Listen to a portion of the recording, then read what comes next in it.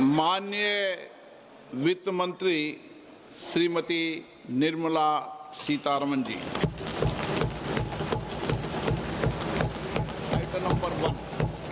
Item number one.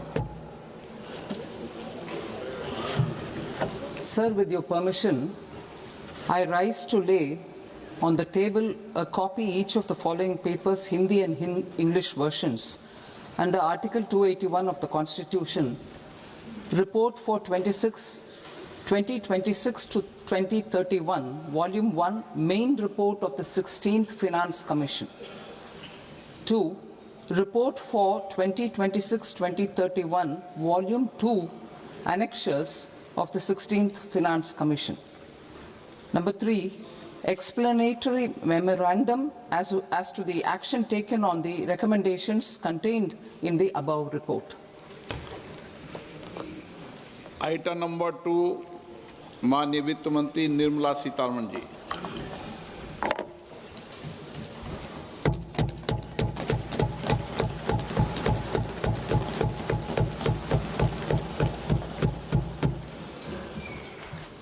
Honorable Speaker, sir, on the sacred occasion of Magh Purnima and the birth anniversary of Guru Ravidas, I present the budget for the year 2026-2027. Since we assumed office 12 years ago, India's economic trajectory has been marked by stability, fiscal discipline, sustained growth, and moderate inflation. This is the result of conscious choices we have made, even in times heightened uncertainty and disruption. Our government, led by Honorable Prime Minister Modi, has decisively and consistently chosen action over ambivalence, reform over rhetoric, and people over populism. We have pursued far-reaching structural reforms, fiscal prudence and monetary stability, whilst maintaining a strong thrust on public investment. Keeping Atmanirbharta as a lodestar, we have built domestic manufacturing capacity, energy security, and reduced critical import dependencies. Simultaneously, we have ensured that citizens benefit from every action of the government, undertaking reforms to support employment generation, agricultural productivity, household purchasing power, and universal services to people. These measures have delivered a high growth rate of around 7% and helped us make substantial strides in poverty reduction and improvement in the lives of our people. Today, we face an external environment in which trade and multilateralism are imperiled and access to resources and supply chains are disrupted.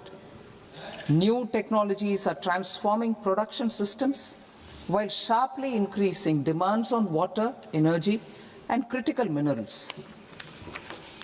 India will continue to take confident steps towards Vikasit Bharat, balancing ambition with inclusion. As a growing economy with expanding trade and capital needs, India must also remain deeply integrated with global markets, exporting more and attracting stable long-term investment. As I begin Part A, I want to express my gratitude to the people for standing firmly with us as we forge our way together towards becoming one of the largest economies of the world.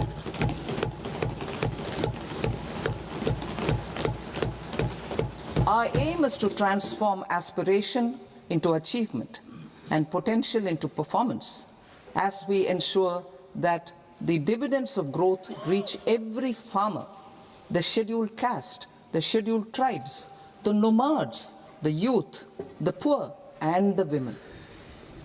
In Vikasit Bharat Young Leaders Dialogue 2026, several innovative ideas were shared with our Prime Minister, which have inspired many of the proposals making this a unique Yuva Shakti-driven budget. Our government's sankalp is to focus on our poor, underprivileged, and the disadvantaged. To deliver on this sankalp, and given that this is the first budget prepared in Kartavya Bhavan, we are inspired by three Kartavya. Our first Kartavya is to accelerate and sustain economic growth by enhancing productivity and competitiveness and building resilience to volatile global dynamics. Our second Kartavya is to fulfill aspirations of our people and build their capacity, making them strong partners in India's path to prosperity. Our third Kartavya, aligned with our vision of Sabka Saath, Sabka Vikas, is to ensure that every family, community, region, and sector has access to resources, amenities, and opportunities for meaningful participation. This threefold approach requires a supportive ecosystem.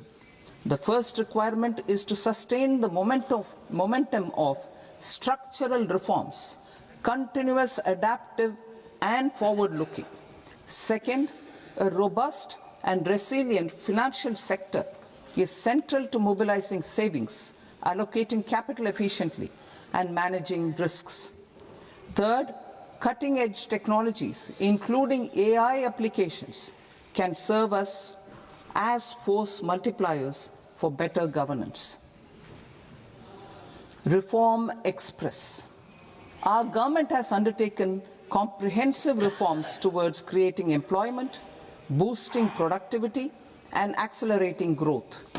After the Prime Minister's announcement on Independence Day in 2025, over 350 reforms have been rolled out. This includes GST simplification, notification of labor codes, and rationalization of mandatory quality control orders. High-level committees have been formed, and in parallel, the central government is working with the state governments on deregulation and reducing compliance requirements.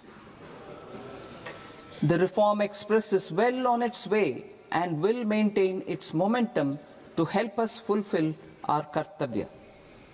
I now move to specific proposals.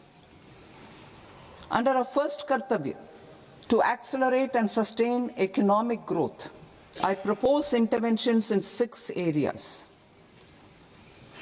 1. Scaling up manufacturing in 7 strategic and frontier sectors. 2. Rejuvenating legacy industrial sectors. 3.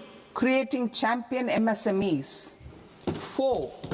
Delivering a powerful push for infrastructure.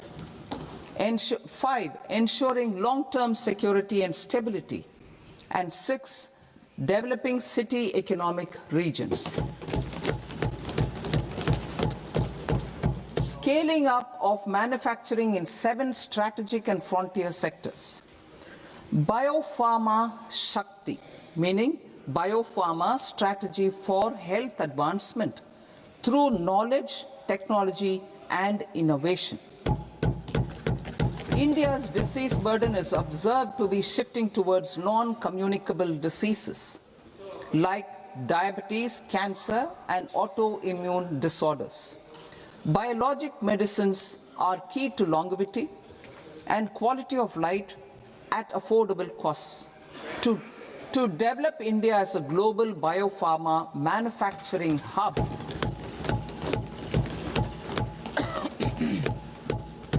I propose the Biopharma Shakti with an outlay of 10,000 crores over the next 5 years. This will build the ecosystem for domestic production of biologics and biosimilars. The strategy will include a biopharma-focused network with 3 new national institutes of pharmaceutical education and research, popularly known as NIPERs, and upgrading 7 existing ones. It will also create a network of 1,000 accredited India clinical trials sites. We propose to strengthen the Central Drug Standard Control Organization to meet global standards and approve timeframes through and approval timeframes through a dedicated scientific review cadre and specialists. India's semiconductor mission 1.0 expanded India's semiconductor sector capabilities. Building on this, we will launch ISM 2.0 to produce equipment and materials, design full-stack Indian IP, and fortify supply chains. We will also focus on industry-led research and training centers to develop technology and skilled workforce. The Electronics Components Manufacturing Scheme, launched in April 2025 with an outlay of 22,919 crores, already has investment commitments at double the targets. We propose to increase the outlay to 40,000 crores to capitalize on this momentum.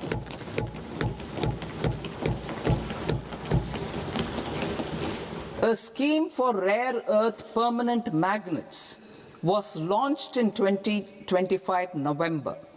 We now propose to support the mineral-rich states of Odisha, Kerala, Andhra Pradesh and Tamil Nadu to establish dedicated rare earth corridors to promote mining, processing, research and manufacturing.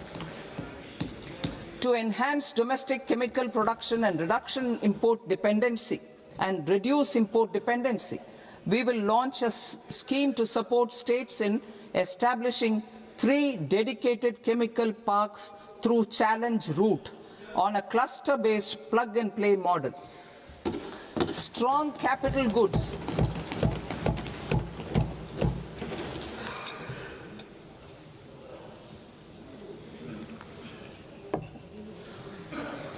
Strong capital goods capability is a determinant of productivity and quality across different sectors. Towards building this capacity, I propose the following.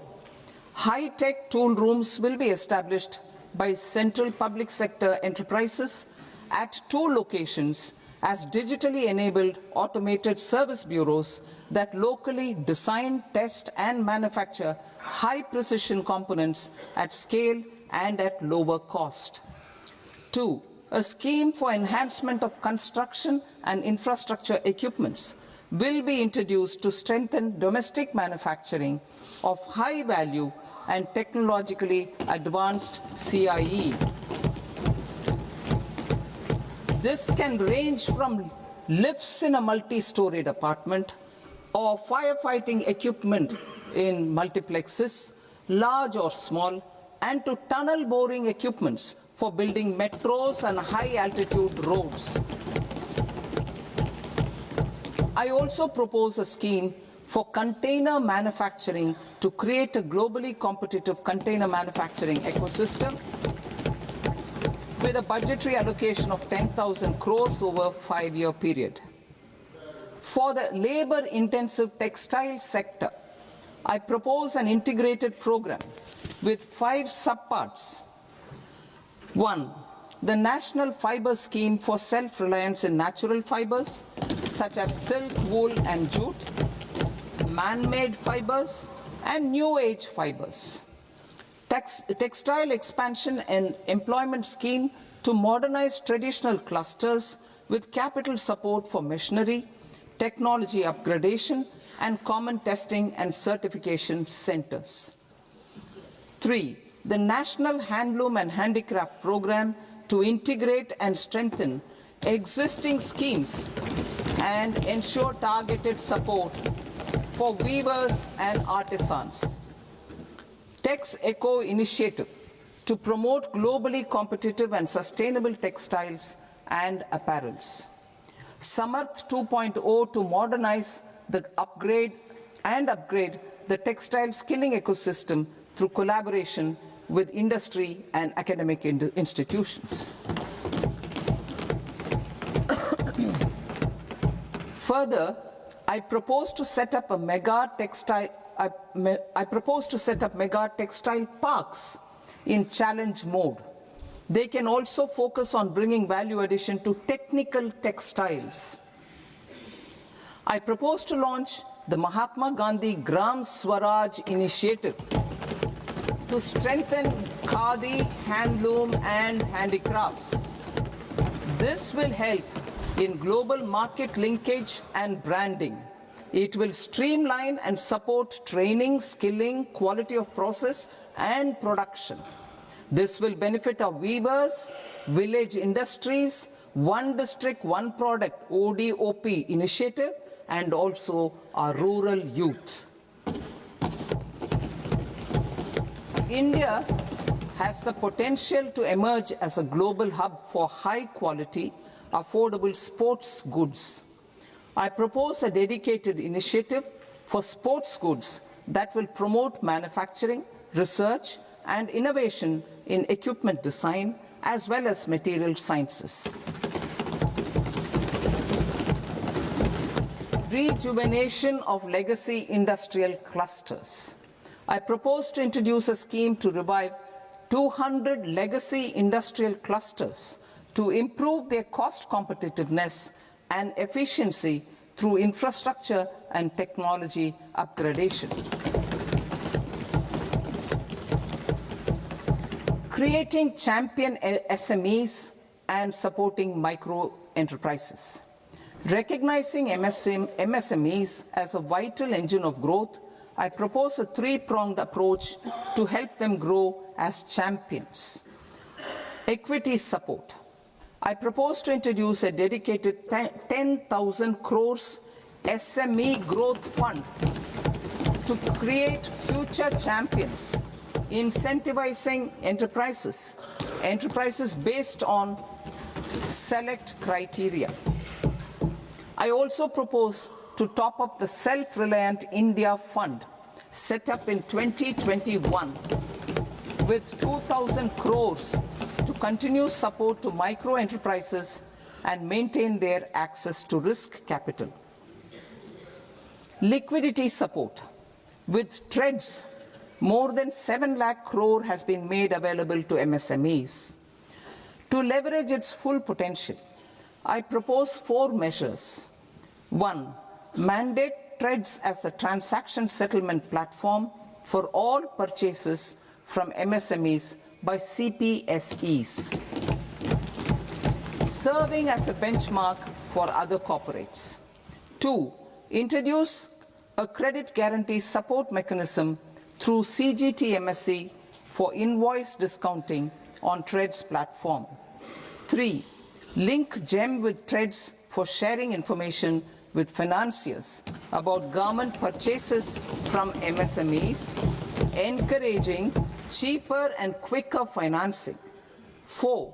Introduce TREDS receivables as asset-backed securities, helping develop a secondary market, enhancing liquidity and settlement of transactions. Professional support.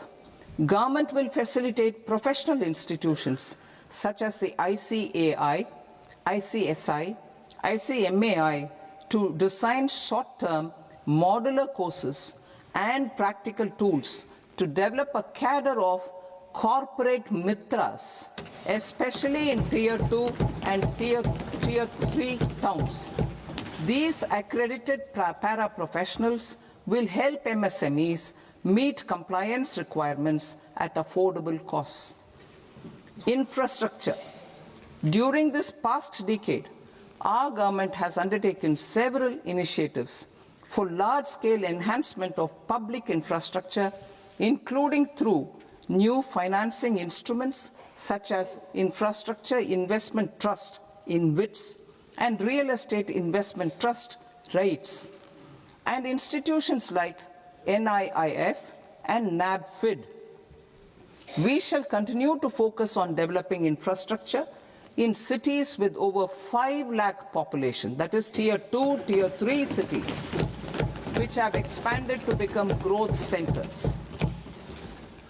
Public capital expenditure has increased manifold from 2 lakh crore in 2014-15 to an allocation of 11.2 lakh crore in BE 25-26.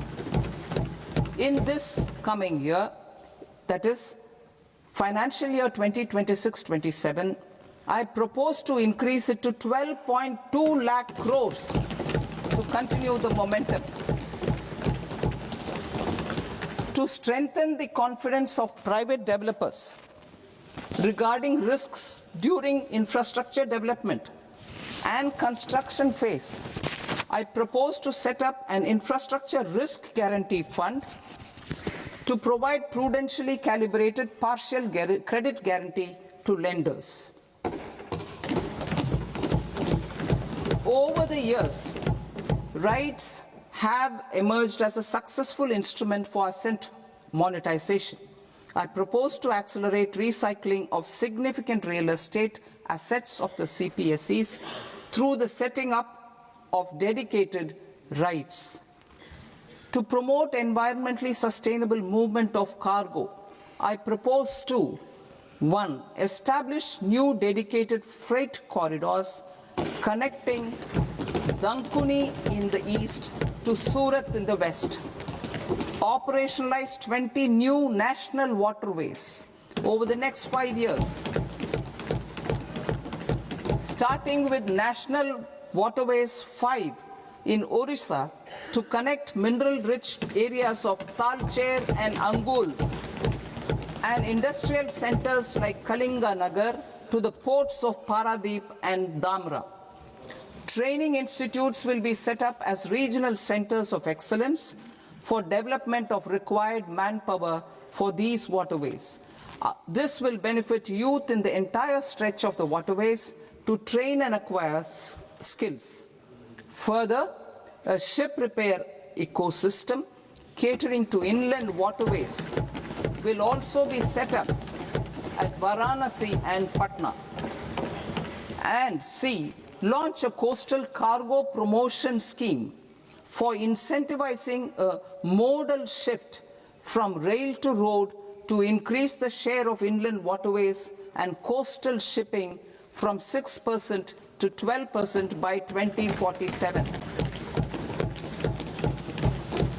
To enhance last mile and remote connectivity and promote tourism, I propose to give incentives to indigenize manufacturing of seaplanes. A seaplane VGF scheme will be also introduced to provide support for operations. Carbon capture, utilization and storage. Aligning with the roadmap launched in December 2025, the carbon capture, utilization and storage technologies at scale will achieve higher readiness and in end-use application across 5 industrial sectors, including power, steel, cement, refineries, and chemicals. An outlay of 20,000 crore is proposed over the next 5 years for this purpose. City economic regions. Cities are India's engines of growth, innovation, and opportunities.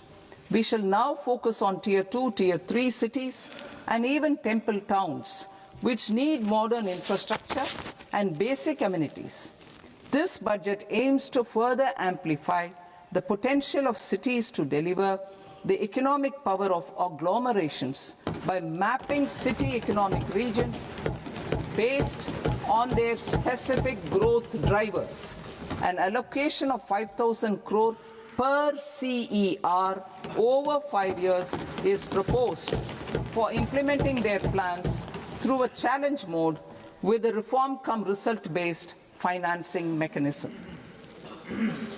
In order to promote environmentally sustainable passenger systems, we will develop 7 high-speed rail corridors between cities as growth connectors, namely Mumbai to Pune, Pune to Hyderabad, Hyderabad to Bengaluru, Hyderabad to Chennai, Chennai to Bengaluru, Delhi to Varanasi, Varanasi to Siliguri.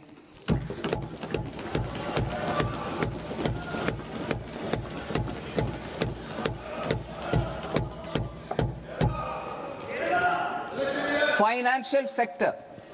The Indian banking sector today is characterized by strong balance sheet, historic highs in profitability, improved asset quality, and coverage exceeding 98% of villages in the country. At this juncture, we are well placed to futuristically evaluate the measures needed to continue on the path of reform-led growth of this sector. I propose setting up a high-level committee on banking for Vikasit Bharat. High-level committee on banking for Vikasit Bharat to comprehensively review the sector and align it with India's next phase of growth, while safeguarding financial stability, inclusion, and consumer protection. The vision for NBFCs for Vikasit Bharat has been outlined with clear targets for credit disbursement and technology adoption in order to achieve scale and improve efficiency in the public sector NBFCs. As a first step, it is proposed to restructure the Power Finance Corporation and Rural Electrification Corporation. I propose a comprehensive review of the foreign exchange management non-debt instruments rules to create a more contemporary, user-friendly framework for foreign investments consistent with India's evolving economic priorities. Corporate bond market. I propose to introduce a market-making framework with suitable access to funds and derivatives on corporate bond indices. I also propose to introduce total return swaps on corporate bonds. Municipal bonds. To encourage the issuance of municipal bonds of higher value by larger cities, I propose an incentive of 100 crore rupees for a single bond issuance. 100 crore rupees for a single bond issuance of more than 1,000 crore. The current scheme under Amrit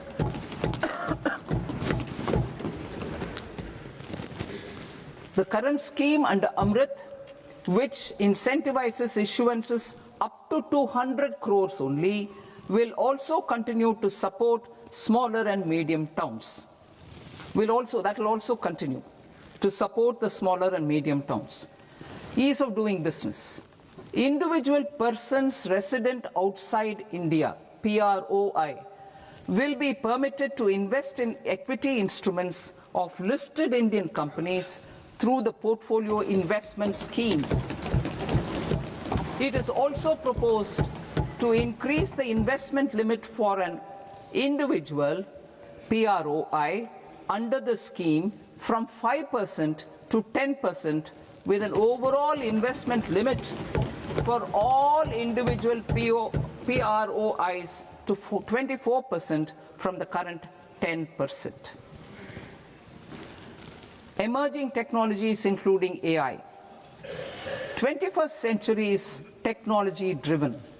Adoption of technology is for the benefit of all people. Farmers in the field, women in STEM, youth keen to upskill, and Divyangjan to access newer opportunities. The government has taken several steps to support new technologies through AI Mission, National Quantum Mission, Anusandhan National Research Fund, and Research and Development and Innovation Fund. Our second kartavya is to fulfill aspirations and build capacities. Close to 25 crore individuals have come out of multi-dimensional poverty through a decade of our government's sustained and reform-oriented efforts.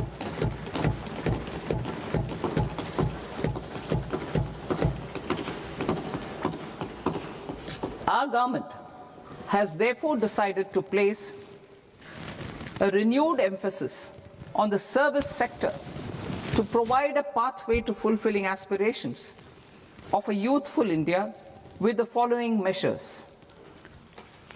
I propose to set up a high-powered Education to Employment and Enterprises Standing Committee to recommend measures that focus on services sector as a core driver of Vikasit Bharat. This will make us a global leader in services with a 10% global share by 2047. The committee will prioritize areas to optimize the potential for growth, employment, and exports. They will also assess the impact of emerging technologies, including AI, on jobs and skill requirements and propose measures thereof. To create a range of skilled career pathways, a new range of skilled career pathways for our youth, I propose interventions in the following sectors. Health. Existing institutions for allied health professionals will be upgraded and new AHP institutions established in private and government sectors. This will cover 10 selected disciplines, including optometry, radiology, anesthesia, OT technology, applied psychology and behavioral health, and add 1 lakh AHPs over the next 5 years.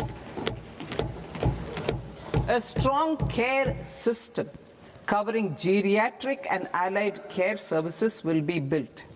A variety of NSQF aligned programs will be developed to train multi-skilled caregivers, combining core care and allied skills such as wellness, yoga, and operation of medical assistive devices. In the coming year, 1.5 lakh caregivers will be trained.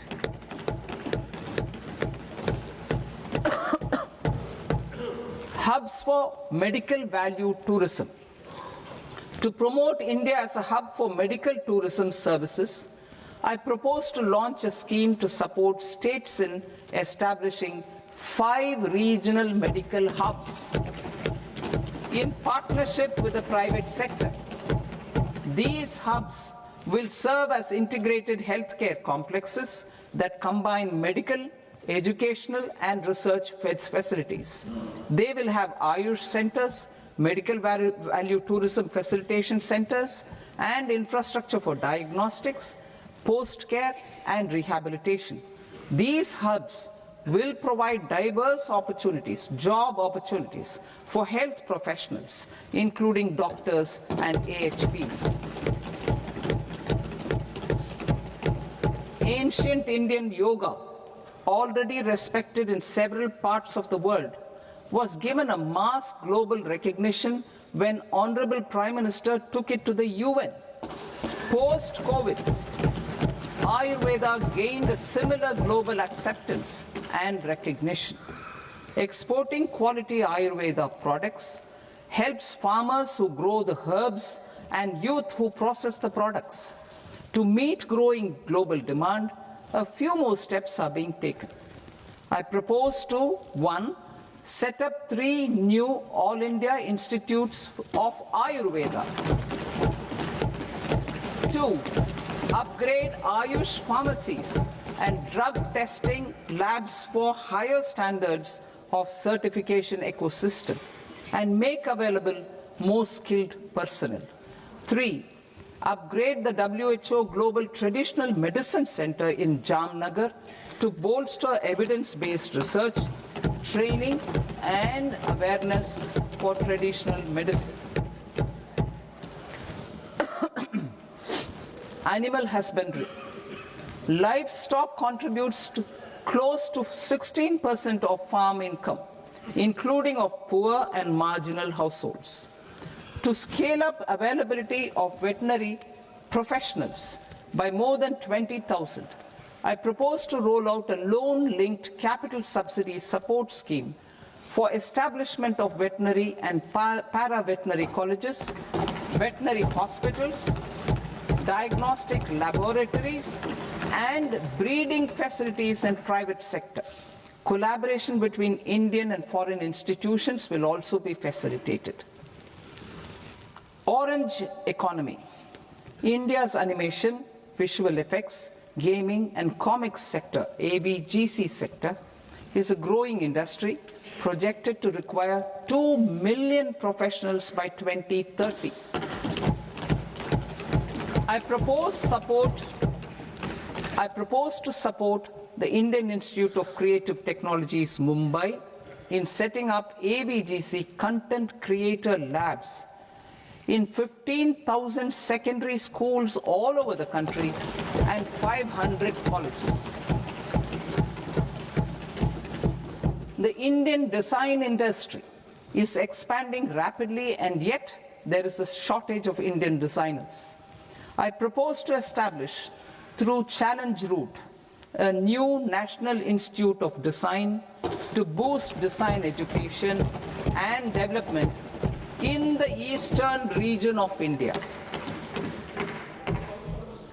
Education. Our government will support states through Challenge Route in creating 5 university townships in the vicinity of major industrial and logistics corridors. These planned academic zones will host multiple universities, colleges and research institutions, skill centers and residential complexes. In higher education, STEM institutions, prolonged hours of study and laboratory work pose some challenges for girl students. Through VGF, Viability Gap Funding and capital support, one girls' hostel will be established in every district.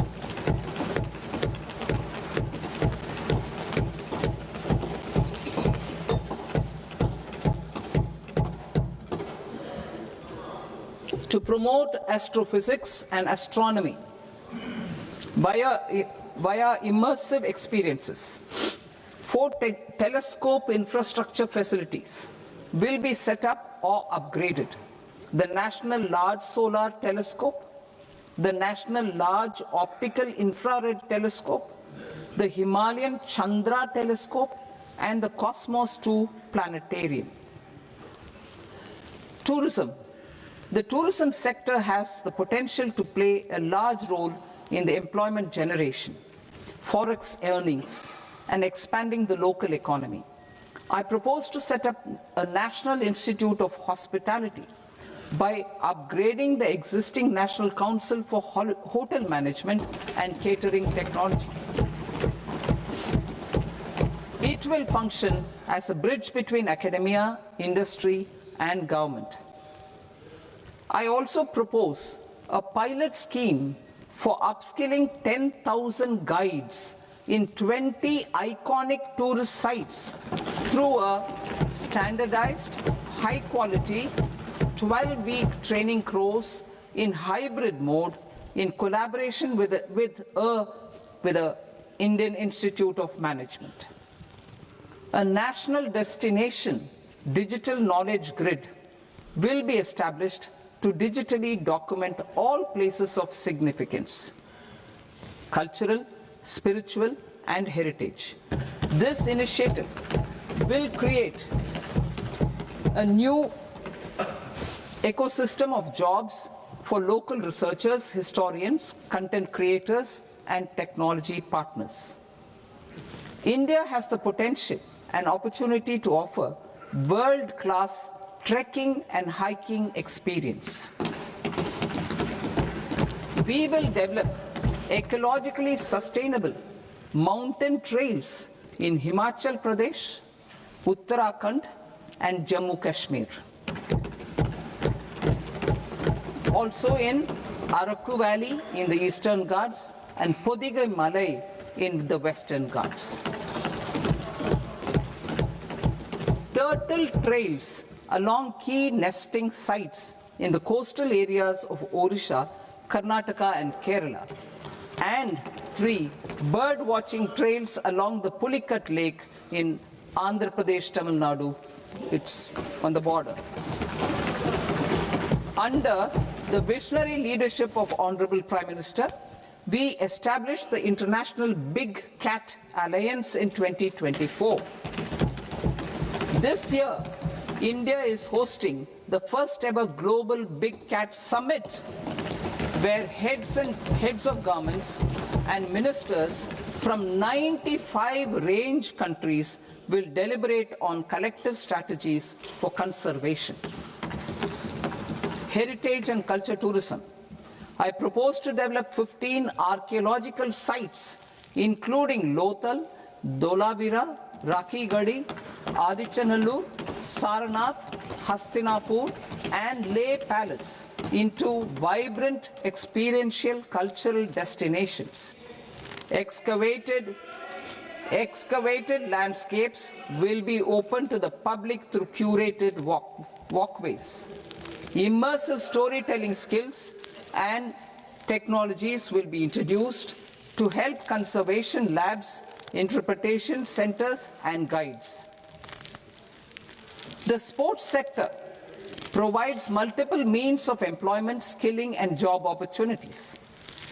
Taking forward the systematic nurturing of sports talent which is set in motion through the Khelo India program earlier, I propose to launch a Khelo India mission to transform the sports sector over the next decade. The mission will facilitate an integrated talent development pathway supported by training centers which are foundational, intermediate, and elite levels. B, systematic development of coaches and support staff. C, integration of sports science and technology. D, competitions and leagues to promote sports culture and provide platforms. And E, development of sports infrastructure for training and competition. Our third Kartavya aligns with our vision of Sabka Saath, Sabka Vikas towards Vikasit Bharat. This requires targeted efforts for 1. Increasing farmer incomes through productivity enhancement and entrepreneurship, with special attention to small and marginal farmers. B. Empowering Divyangjan through access to livelihood opportunities, training, and high-quality assistive devices. C. Empowering the vulnerable to access mental health and trauma care. D. Focus on the Purvodaya states and the Northeast region to accelerate development and employment opportunities. Fisheries.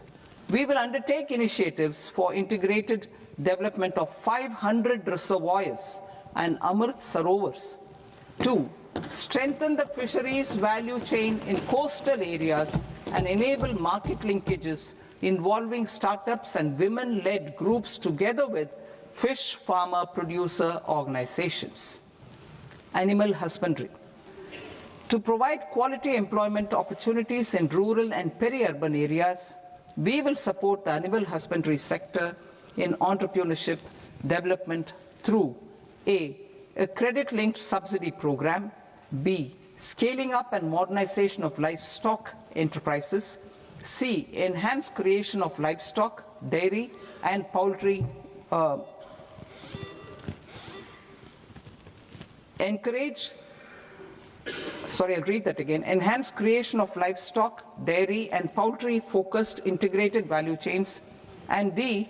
Encourage creation of livestock farmer-producer organizations.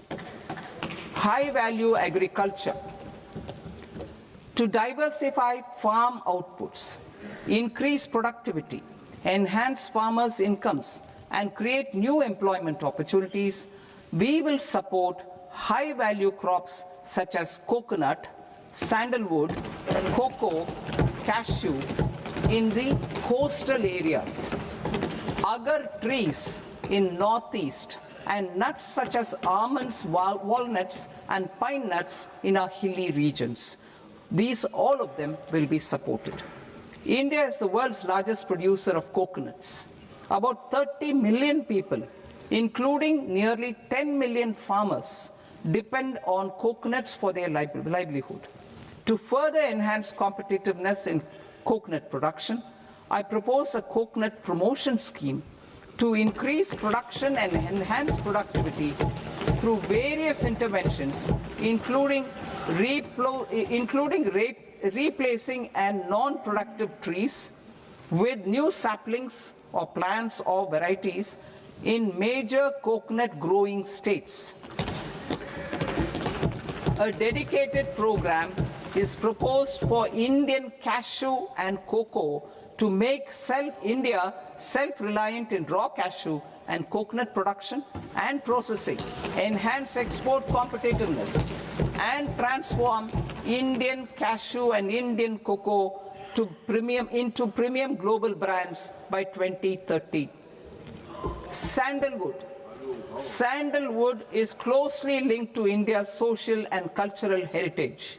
Our government will partner with state governments to promote focused cultivation and post-harvest processing to restore the glory of the Indian sandalwood ecosystem, to rejuvenate old, low-yielding orchards, and expand high-density cultivation of walnuts, almonds, and pine nuts. We will support a dedicated program to enhance farmer incomes and in bringing value addition by engaging youth.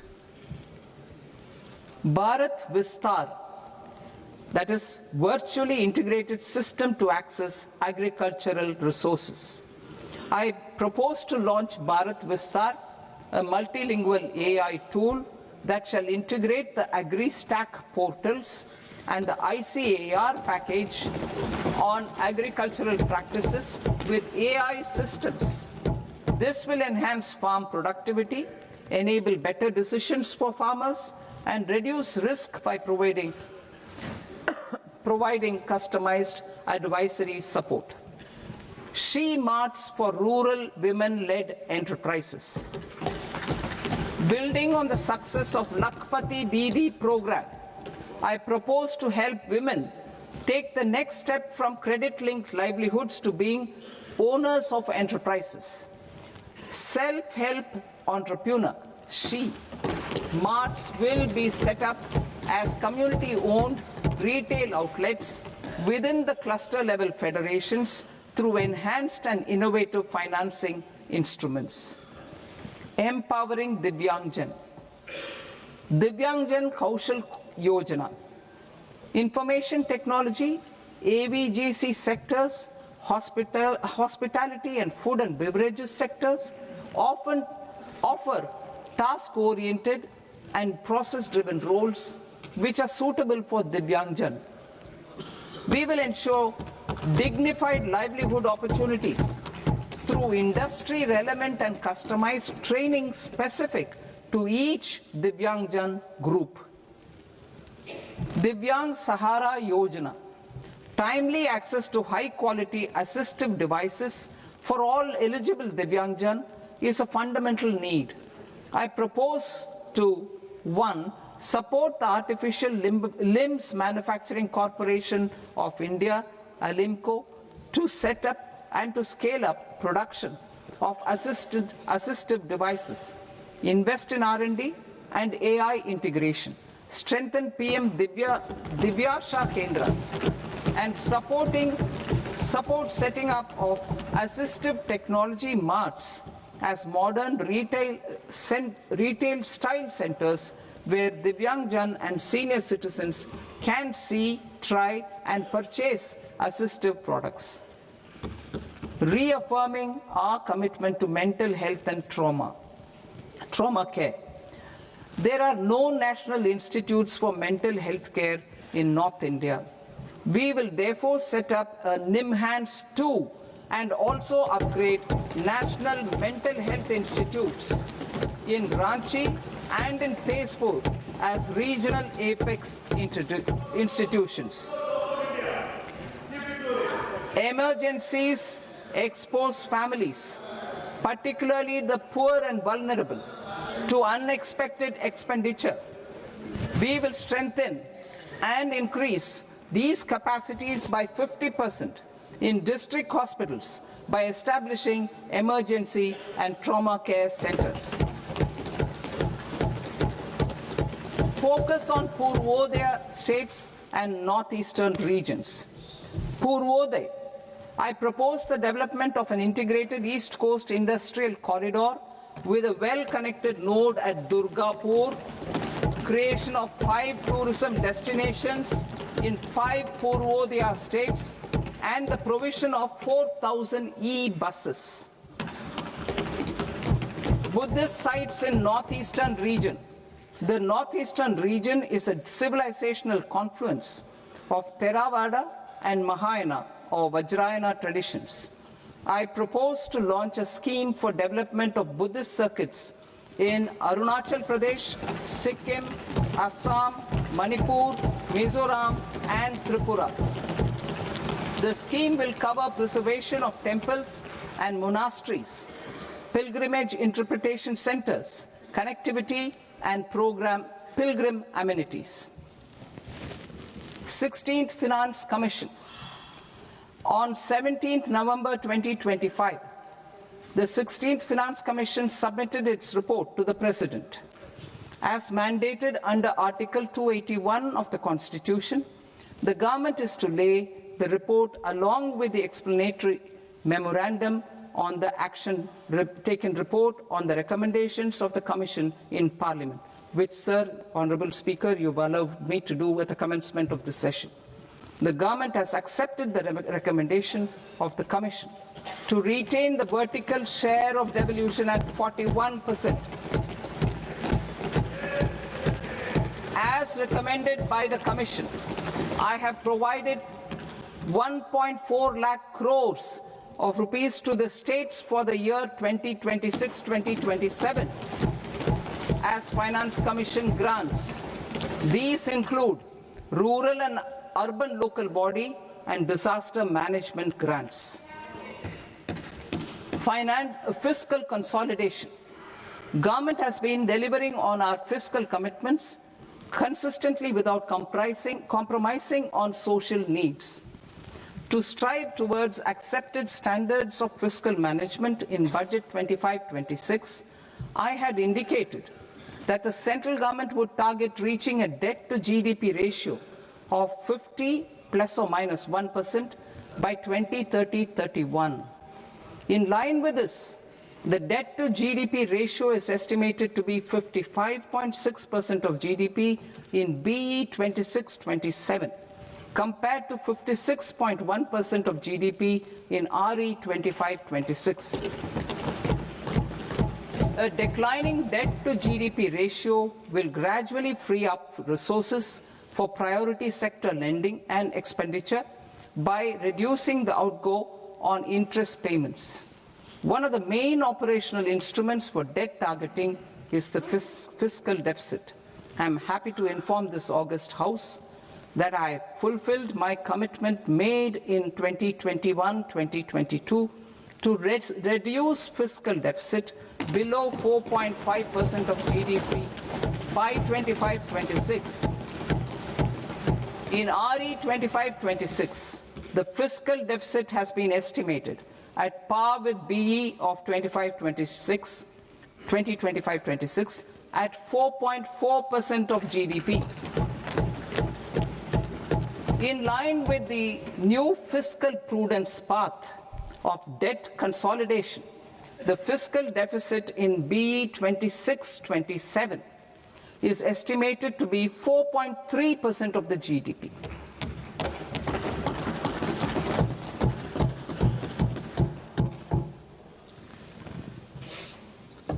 The revised estimates of the non-debt receipts are 34 lakh crore rupees, of which the centre's net tax receipts are 26.7 lakh crore. The revised estimate of the total expenditure is 49.6 lakh crore rupees, of which the capital expenditure is about 11 lakh crores. Budget estimates 2026 to 2027. Coming to 26-27, the non-debt receipts and the total expenditure are estimated as 36.5 lakh crore and 53.5 lakh crore respectively. The centre's net tax receipts are estimated at 28.7 lakh crore rupees. To finance the fiscal deficit, the net market borrowings from dated securities are estimated at 11.7 lakh crore rupees. The balance financing is expected to come from small savings and other sources. The gross market borrowings are estimated at 17.2 lakh crore rupees. I'll now move to Part B. Part B, direct taxes.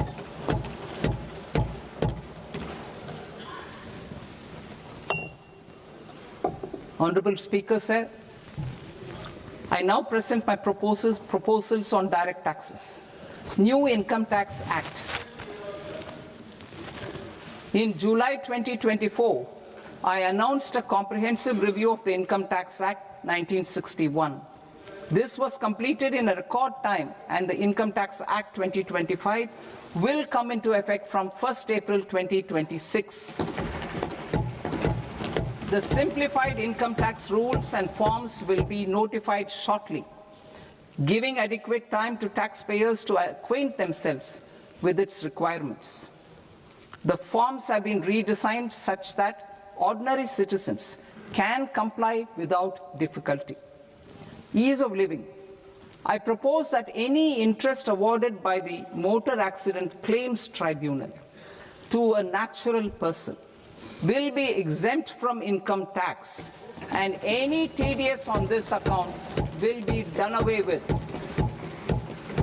I propose to reduce TCS rate on the sale of overseas tour program package from the current 5% and 20% to 2% without any stipulation of amount.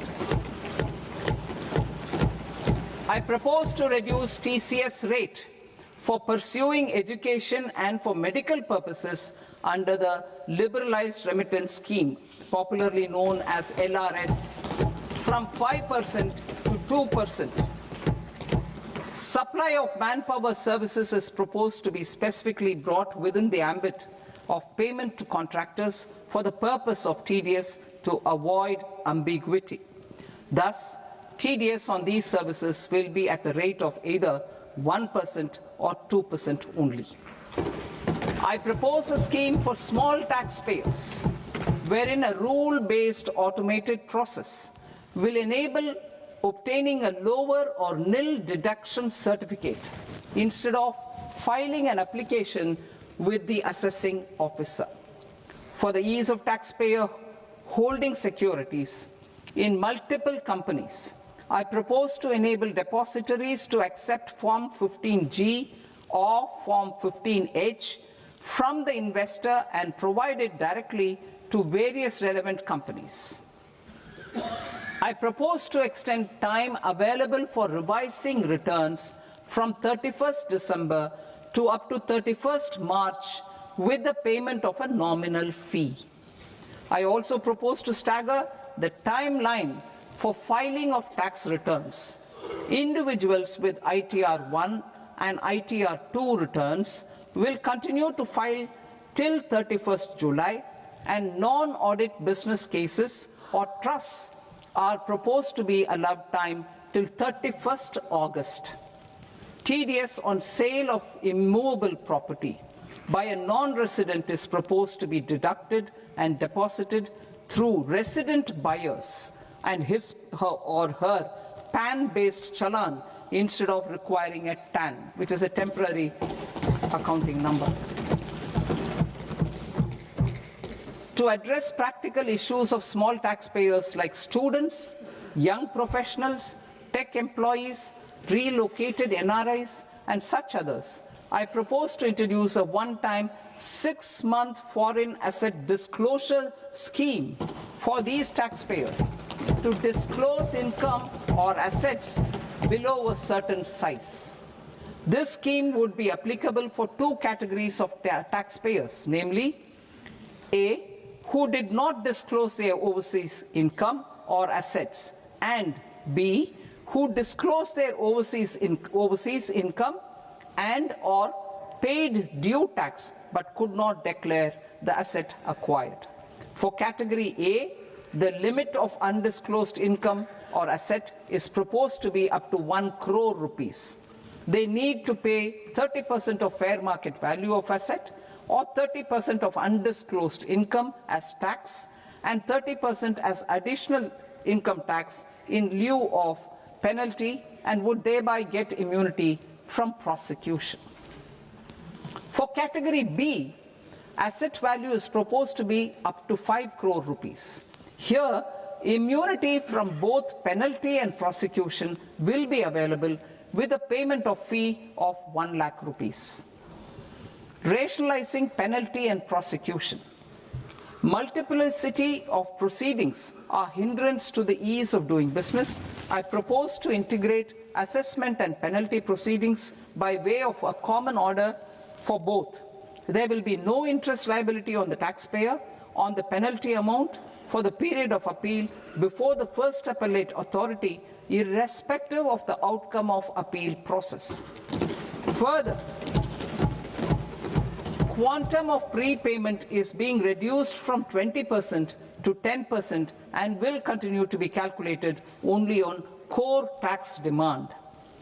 As an additional measure for reducing litigation, I propose to allow taxpayers to update their returns even after reassessment proceedings have been initiated, and an additional 10% tax rate over and above the rate applicable for the relevant year. The assessing officer will then use only this updated return in his proceedings. There is already a framework for immunity from penalty and prosecution in the cases of underreporting. I propose to apply this framework for immunity to misreporting too. However, in such a case, the taxpayer will need to pay 100% of the tax amount as an additional income tax over and above the tax and interest due. Penalties for certain technical defaults, such as failure to get accounts audited, non-furnishing of transfer pricing audit report, and default in furnishing statement for financial transactions, are proposed to be converted into fee.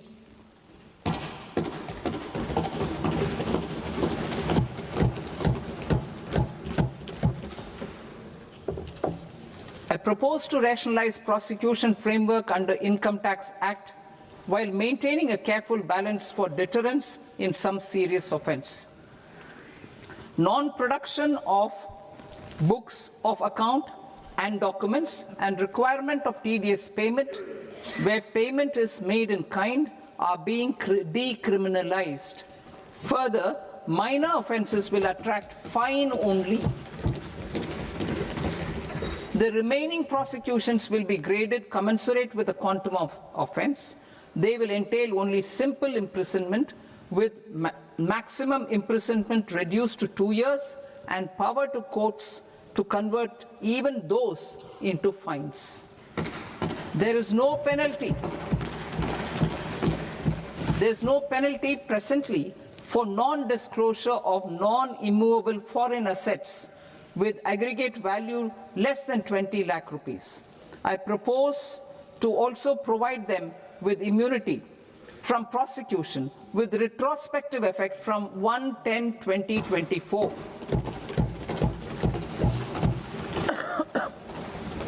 Cooperatives. Deduction is already allowed to a primary cooperative society engaged in supplying milk, oilseeds, fruits or vegetables raised or grown by its members. I propose to extend this deduction to also include supply of cattle feed and cotton seed produced by its members. I propose to allow inter-cooperative society dividend income as deduction under the new tax regime to the extent it is further distributed to its members. I further propose to allow exemption for a period of 3 years to dividend income received by a notified national cooperative federation on their investments made in companies up to 31/1/2026. This exemption would be allowed only for dividends further distributed to its member cooperatives. Supporting IT sector as India's growth engine. India is a global leader in software development services, IT-enabled services, knowledge process outsourcing services, and contract R&D services relating to software development. These businesses and their segments are quite interconnected with each other. All these services are proposed to be clubbed under a single category of information technology services with a common safe harbor margin of 15.5% applicable to all. The threshold for availing safe harbor for IT services is being enhanced substantially from 300 crore rupees to 2,000 crore rupees. Safe harbor for IT services shall be approved by an automated rule-driven process without any need for tax officer to examine and accept the application. Once applied by an IT services company, the same safe harbor can be continued for a period of 5 years at a stretch at its choice.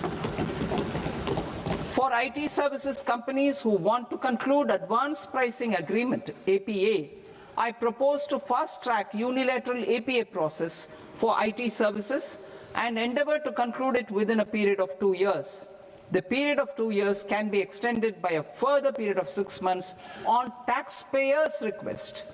I propose to extend the facility of modified returns available to the entity entering APA to its associated entities also. Attracting global business and investment.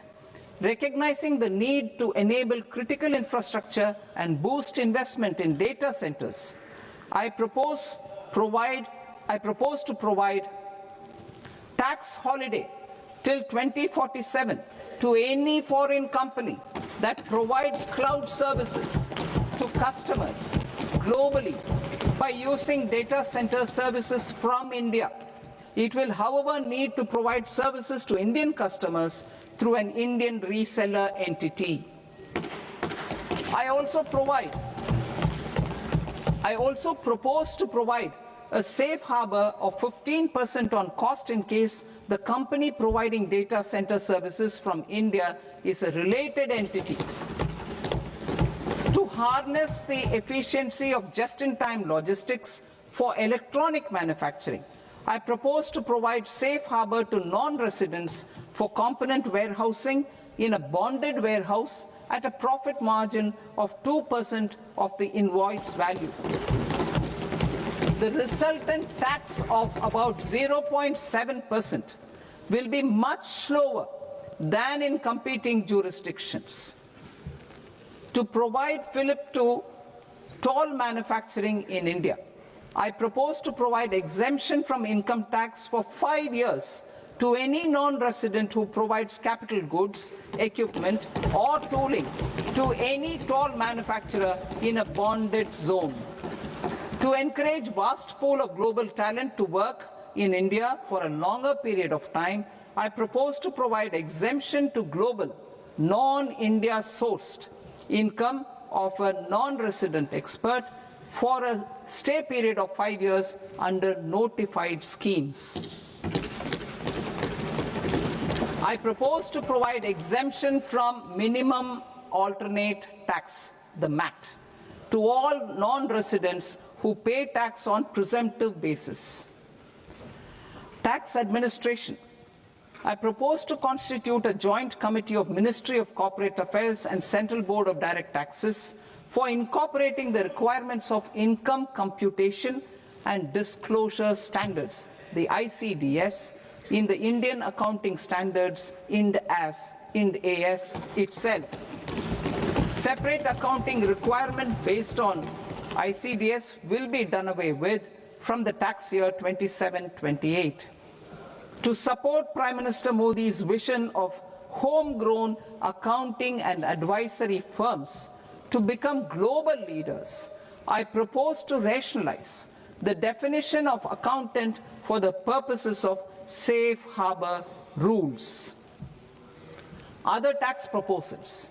Change in taxation of buyback was brought in to address the improper use of buyback route by promoters. In the interest of minority shareholders, I propose to tax buyback for all types of shareholders as capital gains. However, to disincentivize misuse of tax arbitrage, promoters will pay an additional buyback tax. This will make effective tax 22% for corporate promoters. For non-corporate promoters, the effective tax will be 30%.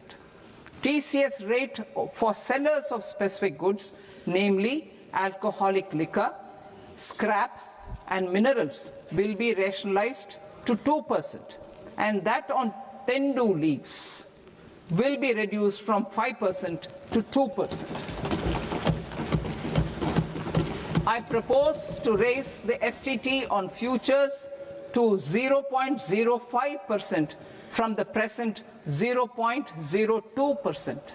STT on options premium and exercise of options are both proposed to be raised to 0.15% from the present rate of 0.1% and 0.125% respectively. We reformed the taxation landscape for corporates in 2019 by providing them a simplified regime with lower tax rate so that they could productively focus on business rather than on claim of deductions and exemptions. To encourage companies to shift to the new regime, set off of brought forward MAT credit, minimum alternate tax credit, is proposed to be allowed to companies only in the new regime. Set off using available MAT credit is proposed to be allowed to an extent of 1/4 of the tax liability in the new regime. MAT is proposed to be made final tax, so there will be no further credit accumulation from 1st April 2026. In line with this change, the rate of final tax is being reduced to 14% from the current MAT rate of 15%. The brought forward MAT credit of taxpayers accumulated till 30th March 2026 will continue to be available to them for set-off as above. Indirect taxes. I shall now take up proposals related to indirect taxes. My proposals for customs and central excise aim to further simplify the tariff structure, support domestic manufacturing, promote export competitiveness, and correct inversion in duty. To continue weeding out long-continuing customs duty exemptions, I propose to remove certain exemptions on items which are being manufactured in India or where the imports are negligible. Similarly, to further simplify the process of ascertaining the rate of duty applicable on a particular item, I propose to incorporate certain effective rates in various customs notifications to the tariff schedule itself. I shall now take up sector-specific proposals. Promotion of exports of marine, leather, and textile products. I propose to increase the limit for duty-free imports of specified inputs used for processing seafoods for export from the current 1% to 3% of FOB value of the previous year's export turnover. I also propose to allow duty-free imports of specified inputs, which is currently available for exports of leather or synthetic footwear, to exports of shoe uppers as well. I propose to extend the time period for export of final product from the existing 6 months to 1 year for exporters of leather or textile garments, leather or synthetic footwear, and other leather products. Energy transition and security. I propose to extend the basic customs duty exemption given to capital goods used for manufacturing lithium-ion cells for batteries to those used for manufacturing lithium-ion cells for battery energy storage systems also. I propose to exempt basic customs duty on import of sodium antimonate for use in manufacture of solar glass. Nuclear power. I propose to extend the existing basic customs duty exemption on imports of goods required for nuclear power projects till the year 2035 and expand it for all nuclear plants irrespective of their capacity. Critical minerals. It is proposed to provide basic customs duty exemption to the import of capital goods required for the processing of critical minerals in India. Biogas blended CNG. I propose to exclude the entire value of biogas while calculating the central excise duty payable on biogas blended CNG. Civil and defense aviation. I propose to exempt basic customs duty on components and parts required for the manufacture of civilian training and other aircrafts.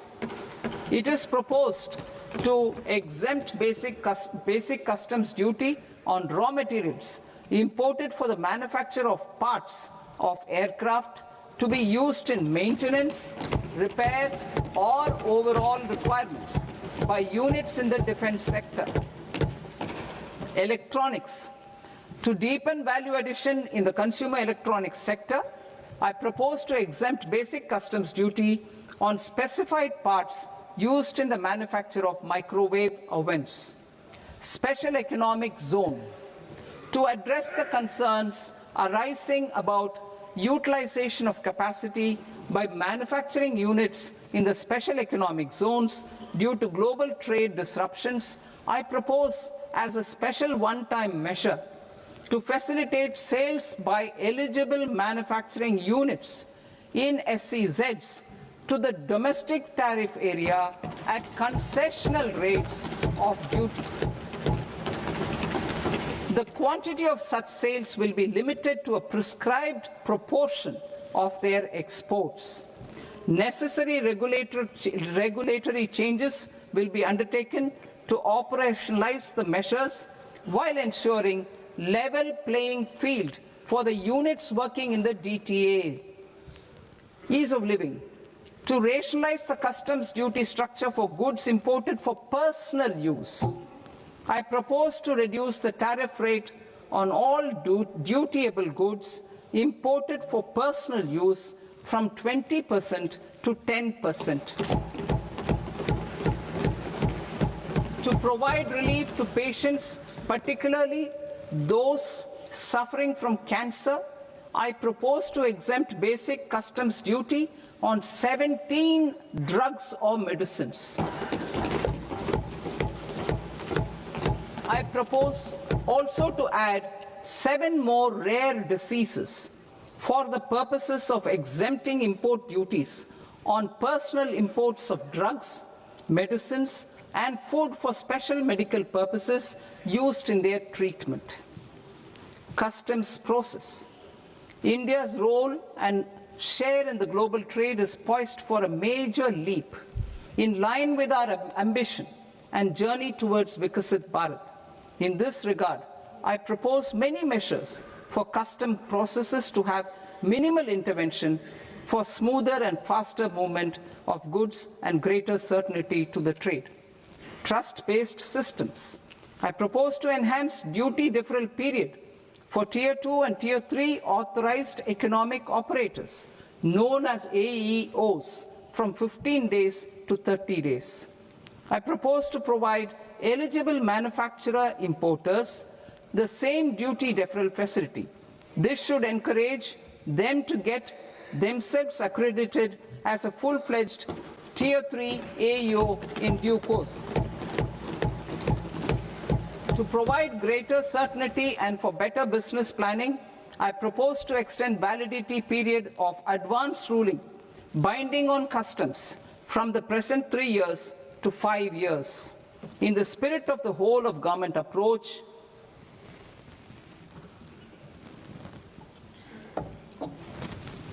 Government agencies will be encouraged to leverage AEO accreditation for preferential treatment in clearing their cargo. Regular importers with trusted, long-standing supply chains will be recognized in the risk system so that the need for verification of their cargo every time can be minimized.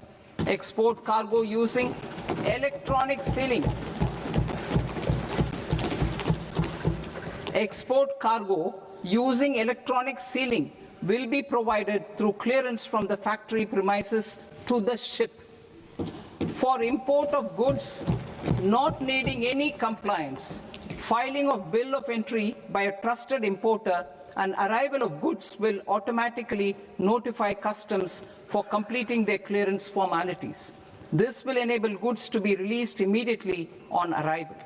The customs warehouse framework will be transformed into a warehouse operator-centric system with a self-declarations, electronic tracking, and risk-based audit. These reforms will move away from the current system of officer-dependent approvals and reduce transaction delays and compliance costs. Ease of doing business. Approvals required for cargo clearance from various government agencies will be seamlessly processed through a single and interconnected digital window by the end of the financial year. Processes involved in clearance of food, drugs, plant, and animal and wildlife products, accounting for about 70% of interdicted cargo, will be operationalized on this system by April 2026 itself.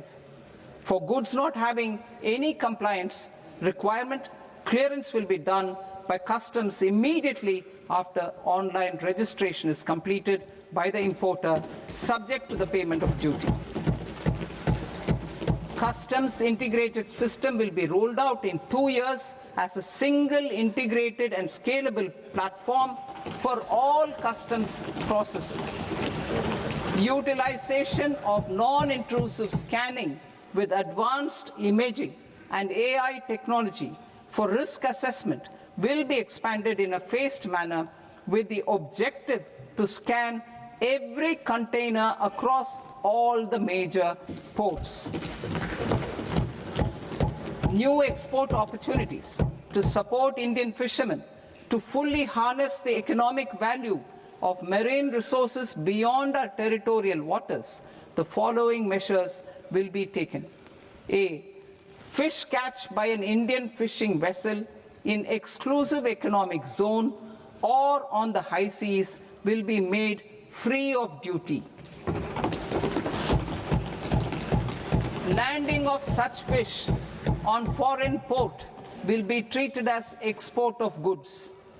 Safeguards will be put in place to prevent misuse during fish catch, transit, or transshipment. To support aspirations of India's small businesses, artisans, and startups to access global markets through e-commerce, I am pleased to announce complete removal of the current value cap of 10 lakh rupees per consignment on courier exports. In addition, handling of rejected and returned consignments will be improved with effective use of technology for identifying such consignments. I propose to revise provisions governing baggage clearance during international travel to address genuine concerns of passengers. The revised rules will enhance duty-free allowances in line with the present-day travel realities and provide clarity in temporary carriage of goods brought in or taken out. There are honest taxpayers who are willing to settle disputes by paying all their dues, but they get deterred due to negative connotation associated with penalty.